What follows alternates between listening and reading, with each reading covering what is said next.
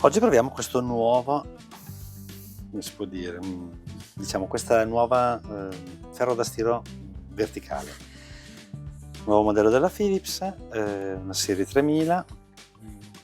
Vediamo un attimino com'è.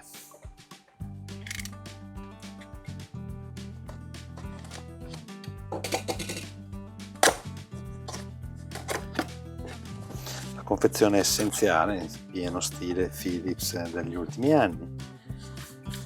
All'interno troviamo il solito manuale comprensivo di manuale in formato elettronico, per cui tramite QR code è possibile andare a recuperare il manuale direttamente, poi comunque un manuale multilingua, tra cui anche l'italiano. Vediamo se c'è. Esatto. Ok. Ma già si vede subito un bel cavetto colorato, niente di, diciamo, tradizionale. E poi abbiamo una borsetta per il trasporto, per riporlo, e vediamo cos'è. Penso sia un serbatoio, e adesso vediamo come funziona. Vediamo il ferro da stiro. Il colore è un bel verde petrolio, penso, con questa finitura azzurra. Molto carina la cosa che, diciamo, il manico che si piega in modo tale da ridurre anche lo spazio durante il trasporto, per cui può diventare effettivamente comodo anche per i viaggi, vacanze e così via. Non ho capito come mai c'è della polvere all'interno, no, vabbè. Probabilmente è già stato usato, è già stato provato. Questo è il serbatoio, dovrebbe avere perfetto il tappo per la ricarica dell'acqua, e il montaggio è, vediamo com'è, semplicemente a pressione. Vediamo anche, proviamo ad accenderlo.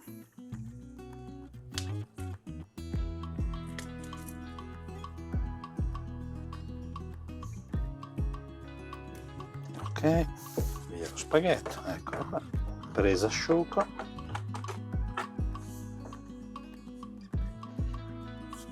interruttore di accensione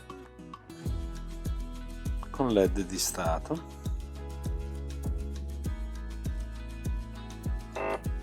ok, lo spegniamo, andiamo a mettere un po' di acqua. Ho messo dell'acqua, non ne ho messa molto, ce n'è, vediamo se si vede. Non si vede, ma c'è.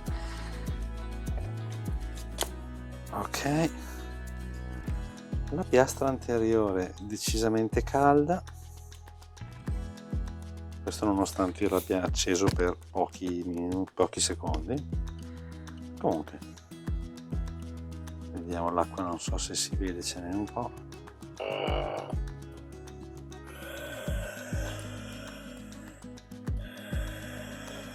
Non so se si vede, in realtà emette anche parecchio.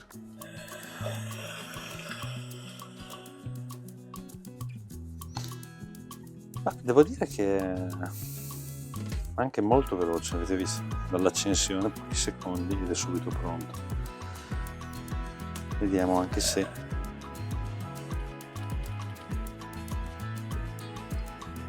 sì, è decisamente caldo. A me è piaciuto particolarmente, soprattutto il manico che si chiude, il serbatoio che si può comunque togliere facilmente. Non è previsto, a quanto pare, tra gli accessori non c'è un imbuto, però diciamo il foro è abbastanza ampio e non dovrebbe creare particolari problemi. Valvola per l'aria, nessuna perdita, per cui devo dire che è sicuramente un bel prodotto. Vi lascio il link in descrizione e vi rinnovo l'invito a lasciare un like se il video vi è piaciuto, vi è stato utile, e ad iscrivervi al canale per non perdere ulteriori recensioni. Grazie.